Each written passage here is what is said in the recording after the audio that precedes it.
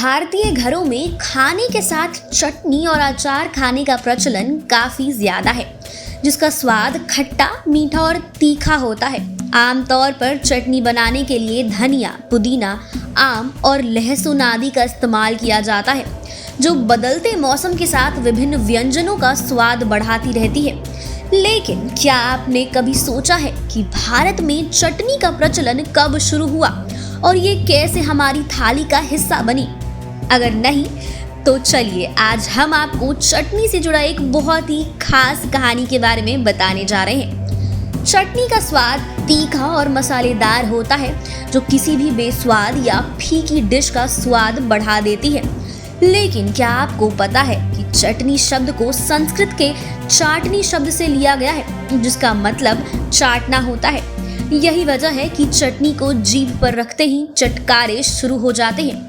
कहा जाता है कि भारत में चटनी की उत्पत्ति 17वीं शताब्दी के दौरान हुई थी, जब मुगल बादशाह शाहजहां बहुत ज्यादा बीमार हो गए थे। ऐसे में शाहजहां का उपचार कर रहे हकीम ने बताया कि उन्हें मसालेदार चीजें खाने के लिए दिया जाए, ताकि उनका शरीर उस भोजन को आसानी से पचा सके। ऐसे में हकीम के कहने पर रसोइया ने पुदीना, धनिया, जीरा, असली लहसुन और सौंठ जैसी चीजों का मिलाकर अच्छी तरह से पीस लिया और एक चटनी तैयार कर ली, जिसमें उन्होंने जरूरत के हिसाब से नमक, मिर्च और अन्य मसाले मिला चटपटा स्वाद दे दिया। चटनी का स्वाद चखने के बाद हकीम ने कहा कि इसे भोजन के साथ कम मात्रा में खाया जा सकता है। इस घटना के बाद चटनी को अन्य व्यंजनों के साथ परोसा जाने लगा, जो सामान्य से भोजन को भी चटपटा स्वाद देने का काम करती थी। भले ही चटनी का जिक्र 17वीं शताब्दी के दौरान मिलता है, लेकिन इतिहासकारों और फूड एक्सपर्ट्स का मानना है कि चटनी को पीसकर बनाने का तरीका काफी पुराना है।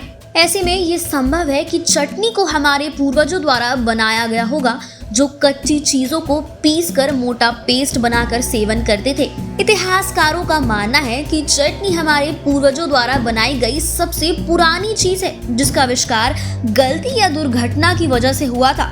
चटनी को बनाने के लिए फल और विभिन्न मसालों का इस्तेमाल भी किया जाता है, जो भारत में विशेषज्ञ रूप से मुस्लिम वर्ग के लोगों द्वारा खाई जाती थी। चटनी का सेवन करना सेहत के लिए भी बहुत ही फायदेमंद माना जाता है, जो पाचन क्रिया को दुरुस्त करने में सहायक होती है। इतना ही नहीं, गर्मी के सीजन में चटनी खाने से शरीर लंबे समय तक ठंडा रहता है, जबकि चटनी से मुंह का बेस्वादपन भी दूर हो जाता है। इतिहासकारों का मानना है कि चटनी के विकसित और देश भर में मशहूर होने का समय औपनिवेशिक काल के बीच रहा होगा, जब सैनिकों को भोजन के साथ टमाटर और पपीते से बनी चटनी को परोसा जाता था।